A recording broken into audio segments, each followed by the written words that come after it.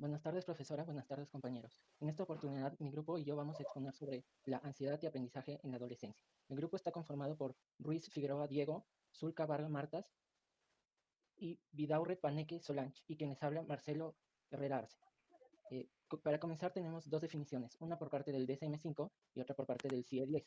El DSM-5 nos dice que los trastornos de ansiedad son los que comparten características de miedo y ansiedad excesivos, así como alteraciones conductuales asociadas. El miedo es una respuesta emocional a una amenaza inminente, real o imaginaria, mientras que la ansiedad es una respuesta anticipada a una amenaza futura. Por su parte, el CIE-10 nos dice que la ansiedad que se ponen en marcha exclusiva o predominante o ciertas situaciones bien definidas o frente a objetos externos al paciente, que no son en sí mismos generalmente peligrosas. En consecuencia, estos se evitan de un modo específico o si acaso son afrontadas con temor. Siguiendo tenemos las características. La ansiedad es una reacción fisiológica de defensa ante peligros potenciales. La ansiedad patológica se desencadena sin que necesariamente exista una cierta justificación, pero su intensidad y frecuencia son desproporcionadas. Tenemos tres tipos, según tres patologías. La respuesta fisiológica, que vendría a ser un estrés o una ansiedad normal, la, la entidad específica, que son los trastornos, y los síntomas de diferentes enfermedades. Siguiendo tenemos los trastornos de ansiedad, su clasificación en niños y adolescentes y su epidemiología. Tenemos en clasificación, tenemos las fobias, los trastornos de ansiedad por separación, trastornos de ansiedad generalizada, trastorno de estrés postraumático y trastorno obsesivo compulsivo. En epidemiología tenemos que los trastornos de ansiedad en niños y adolescentes son los trastornos y la sintomatología psicológica más frecuentes en la adolescencia, por encima de la depresión y los trastornos de conducta. Mardomingo 2005. Sus características clínicas. Tenemos en lo motriz, la ansiedad se manifiesta por la inquietud, desosiego, temblor, incapacidad para mantenerse sentado y en ocasiones incapacidad motriz. Los síntomas somáticos pueden afectar a diferentes sistemas orgánicos del cuerpo, como pueden ser sistemas cardíacos, sistemas respiratorios, a la piel o sistemas endocrinos, entre otros. Cognitivo. En lo cognitivo hay una presión de la realidad como amenazante, interpretándola como permanente peligro. Y en la afectividad, el ánimo deprimido y, y sentimientos de tristeza. Para seguir con la presentación, mi compañero Diego. Muy bien, ahora las manifestaciones clínicas. Estas varían en función de la edad y el desarrollo cognitivo y emociones del sujeto. En los niños pequeños, por ejemplo, su inquietud, sus trastornos del sueño, su pérdida de apetito y su llanto inmotivado. En los niños es su expresión verbal de angustia, miedos y temores. Otro es la expresión de emociones y sentimientos. En los niños en la etapa escolar, estos son las dificultades de atención y concentración. También son los problemas de memoria. Otro es la lentitud del pensamiento.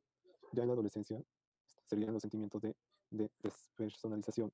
Esto quiere decir que es una sensación de vacío y sería una desrealización, que es igual a una sensación de irrealidad. Fobias simples. La cercanía o lejanía de un estímulo o sus características pueden variar a la intensidad del miedo. La posibilidad en contacto con el estímulo genera angustia intensa y en adolescentes busca evitar situaciones a través de diversas estrategias. Para ser considerada como fobias debe cumplir dos criterios.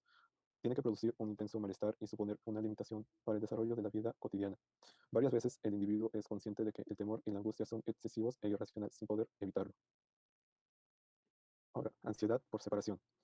La angustia y el miedo irracional, desproporcionados acorde a la edad y circunstancia, que puede llegar al pánico y que limita las actividades diarias. Se manifiesta en la tristeza, apatía, dificultades de concentración, problemas en la relación de los compañeros. Puede presentar reacciones agresivas y muy violentas. Normalmente los adolescentes no reconocen la dificultad para separarse de sus padres, la necesidad de permanecer con su madre y miedo a salir de casa. Es frecuente en familias donde se sobreprotege al hijo limitando su autonomía como parte del desarrollo normal. Fobia escolar. Incapacidad total o parcial para acudir al colegio, como consecuencia de miedo irracional según aspecto o situación ambiente escolar, como por ejemplo, como el miedo de ser amigos. Otro sería el miedo inespecífico que se manifiesta en miedo de hacer el ridículo a ser criticado. Esto conviene ser como el pánico escénico. Es más frecuente en los niños que en los adolescentes. cambio lento y progresivo de comportamiento en el adolescente con dificultad para socializar, tendencia y aislamiento, actitud hipercrítica hacia el mundo exterior, irritabilidad y disoluciones con los padres, y sintomatología depresiva. Y seguimos con ansiedad generalizada. Esta se caracteriza por una preocupación exagerada y persistente ante actividades o eventos, llegando a afectar la forma en la que se siente físicamente. El adolescente se siente inseguro de su capacidad y actitudes con respeto, y su rendimiento escolar teniendo las críticas de sus compañeros y profesores. Necesita de reafirmación constante sobre lo que hace. Experimenta un estado de constante tensión y nerviosismo intenso. Se da en familias con un elevado nivel de aspiración, respeto de los hijos y de nivel socioeconómico alto. Ahora paso a mi compañera Solange. En la fobia social, caracterizada por el rechazo o miedo a situaciones sociales, debido a sentimientos de vergüenza, inseguridad, miedo a ser juzgado o rechazado por parte de otras personas. El adolescente tiene miedo a hacer el ridículo. Piensa que los demás lo consideran poco atractivo o poco inteligente. Su opinión será de interés para quien lo escucha. Muchos se quejan de múltiples síntomas somáticos que justifican su rechazo a las relaciones sociales. Se puede manifestar en la negativa a ir al colegio, realizar exámenes, en especial los que son orales, etc. Causas y mecanismos de la ansiedad. El sistema límbico, el tálamo y el hipotálamo son las estructuras cerebrales vinculadas a las emociones. Las emociones se desencadenan por factores o circunstancias externas percibidas como amenazantes. También surgen por circunstancias internas, vivencias, recuerdos, imágenes, ideas, pensamientos, deseos. Pueden generarse mediante la estimulación eléctrica de determinadas estructuras cerebrales. Causas y mecanismos de la ansiedad. La ansiedad puede ser aprendida, innata, y también existe la predisposición individual a sufrir trastornos de ansiedad. Los trastornos de ansiedad dependen de los factores genéticos, de las circunstancias biográficas y de la memoria que el individuo tiene de esas circunstancias. Los síntomas generados por situaciones ambientales estresantes que son mantenidos en el tiempo generan cambios morfológicos en las neuronas que son los que ocasionan que la ansiedad sea crónica. El tratamiento. El tratamiento se basa en la terapia cognitivo-conductual, la psicoterapia y el asesoramiento a la familia. Cuando las terapias fracasan, se debe plantear el tratamiento farmacológico. Los fármacos utilizados son ansiolíticos y antidepresivos. El tratamiento debe tener en cuenta la naturaleza del trastorno de ansiedad, la gravedad, el tiempo de evolución, la edad del paciente y su desarrollo cognitivo, las características del medio familiar y los estilos educativos de los padres. La ansiedad relacionada al aprendizaje. Para establecer la relación entre la ansiedad y el aprendizaje, se realizaron varios trabajos experimentales. Los primeros resultados no eran contundentes. En algunos casos, la ansiedad favorecía el aprendizaje y en otras era un elemento perturbador. Posteriormente, la investigación se canalizó hacia dos vertientes. Se investigó la existencia de un efecto diferencial de la ansiedad dependiendo de la complejidad del aprender. Y por otro lado, se trató de establecer si el efecto de ansiedad variaba dependiendo de la aptitud escolar del alumno. Enseguida le doy pase a mi compañera Marta Zulca. Continuando con la exposición, podemos ver que empezamos a ver las vertientes sobre las cuales se realizaron estas investigaciones. La primera de ellas es la complejidad para aprender. ¿De qué se trata esto? El criterio era clasificar las tareas, ¿no?, de acuerdo al mayor o menor compromiso intelectual que exigía el aprendizaje de estas mismas. Se consideraban tareas simples, por ejemplo, las memorizaciones mecánicas, la adquisición de condicionamiento clásico, etc. Y tareas complejas a la aplicación de principios para solucionar problemas. Los resultados de estas investigaciones vieron que si la tarea era simple de aprender y no exige una mayor elaboración intelectual, la ansiedad tiende a favorecer ese rendimiento, pero cuando la tarea se torna compleja y requiere una respuesta más creativa y más elaborada, la ansiedad juega un papel perturbador. A mayor complejidad, el efecto de la ansiedad puede ser más perjudicial. En cuanto a la segunda vertiente, que es la actitud escolar, aquí se consideraron las habilidades de aprendizaje de los estudiantes, y estas se clasificaron en 3 niveles, la actitud escolar baja, mediana y alta. Los resultados que se tuvieron es que cuando la actitud escolar era baja, no se observaban mayores diferencias que se pudieran atribuir a la variable de la ansiedad.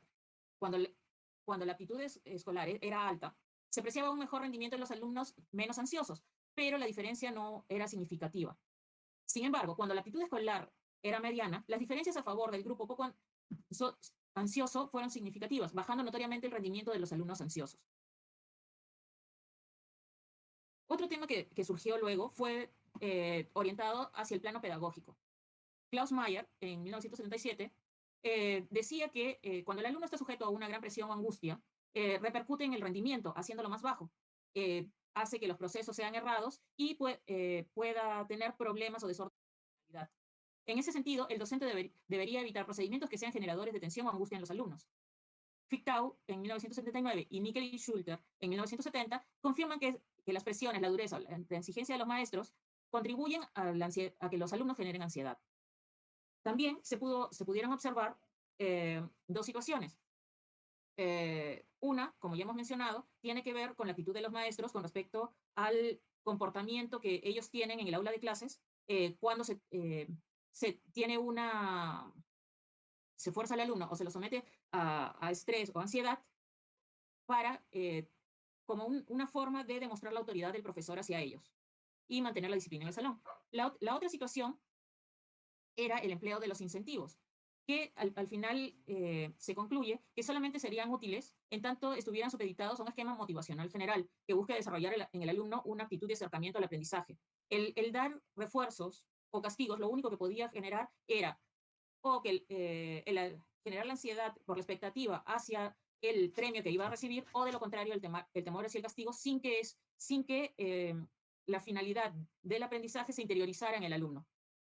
Podemos ver tanto que en el clima escolar, el uso de los incentivos, ¿no?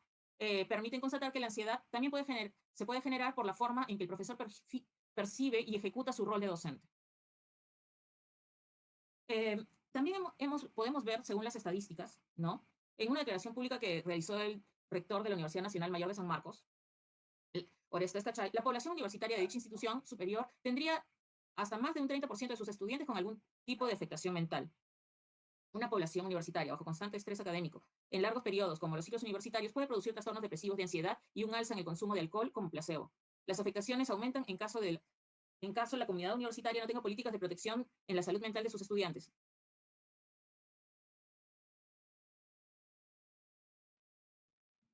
Por otro lado, la reflexión de Kutipé, según los estudios del Instituto Nacional de Salud Mental, Honorio Delgado y Deyo Noguchi, el 20% de niños y adolescentes peruanos tiene afectada su salud mental o tiene alguna vulnerabilidad que puede perjudicar su proceso educativo. Es decir, que 1 de cada 5, casi 1 millón, necesitaría ayuda para superar dicha problemática.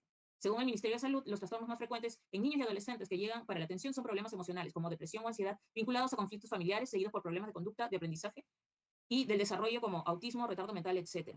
Como hemos podido ver a lo largo de la exposición, existe una relación entre la ansiedad y el aprendizaje, pudiendo verse este último afectado dependiendo de las herramientas que el alumno tenga para manejarlo y de cómo llega a esta situación, en qué proporciones y si cuenta con los factores de protección adecuados.